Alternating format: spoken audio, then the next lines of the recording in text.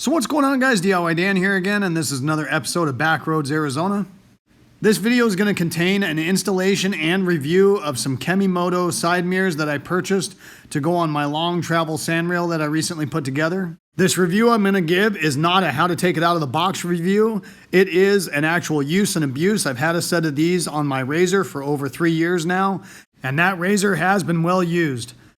This video contains a step-by-step overview of how these mirrors are installed, and then while the actual footage is running of me installing it on the actual vehicle, I will be going over my likes, dislikes, and the reason I purchased these mirrors for each one of my off-road vehicles. So let's get to it. So as far as the installation goes, guys, this is what you're going to get in the box with the mirrors.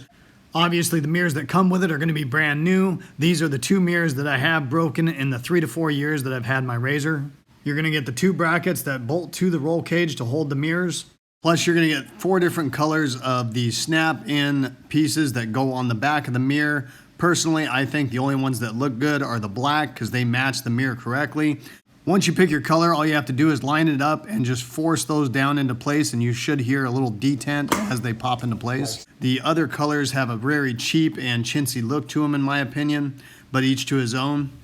This mirror kit does come with the 2 Allen wrenches that's necessary to do the install. It also comes with some extra nuts for the brackets for the roll cage, and I did have to use one of those one time because I did lose one, couldn't find it, no idea. It also came with some extra bolts that hold the mirror to the actual bracket for the roll cage as well, once again, in case you lose one or they vibrate loose over time maybe.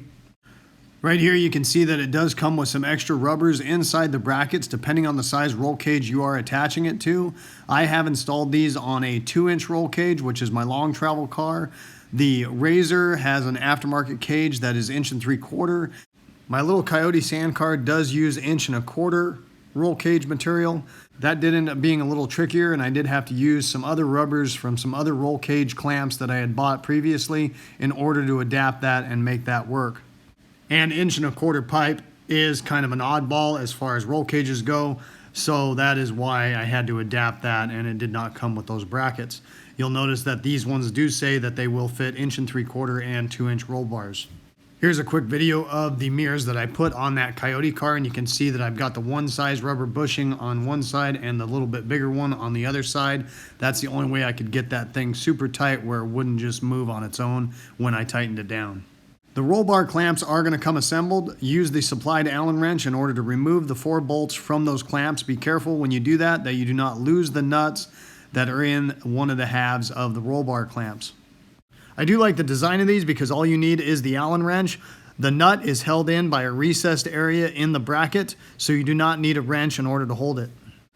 Once you have separated those, you will have to figure out which size rubber, if any, that you will need in order to make it fit your roll cage. For my 2-inch roll cage on my long travel car, I did not use any. Obviously for the Razor, I did have to use those in order to make it fit so it was not too loose once clamping it down. There is some recessed areas on the brackets themselves that line up with 2 raised areas on each one of the rubbers in order to make sure that that doesn't slip or fall out once you have tightened it down. Then all you have to do is put 1/2 moon clamp around one side of the roll cage and then the other 1/2 moon on top of it. Use your finger to hold that nut in place and then go ahead and start your Allen bolt using the supplied Allen wrench. When putting the clamps in place, make sure the Allen bolts to lock the mirrors themselves are facing the front of the vehicle. Once you get the bolt started on one side, then leverage the clamp into place on the other side. I've even used a pair of channel locks on my Coyote car because I was using those other bushings to help squeeze it down so I could get a bolt started on the other side. I recommend getting all 4 of those bolts started, but don't tighten any of them down until you have the mirrors fully assembled. That way you can sit in the seat, adjust them where you need to be, and then tighten everything down after that. Then take the mirror and line up the 2 recessed little dimples with the Allen bolts that are in the roll cage clamp. There is also a recessed area on the mirror that lines up with the little raised area inside the roll cage clamp as well, and that will help you line it up so the Allen bolts tighten down in the correct position. Don't worry about the location of the mirror at that time because there is detented locks that you can rotate that mirror and it will hold where you need it to in order to get a good line of sight. They also fold in either for storage reasons or if you hit a tree branch or something while you're out trail riding, so it isn't a solid impact. You might need to tighten the bolts down on this a little bit because under high speeds, with the way they tighten them down from the factory, they did fold in on their own. And that's done by just using the supplied Allen wrench and a 10mm wrench or socket for the bottom nut. So during the video of me actually installing these on the vehicle, I'm just going to go over some helpful tips, likes, dislikes, and some other information about these mirrors. My razor that I have the mirrors on is a 2020 Turbo Velocity S XP4 razor. Now I have broken 2 of those mirrors on the razor. One was from a rock coming up from one of the rear tires and smacking it and breaking it.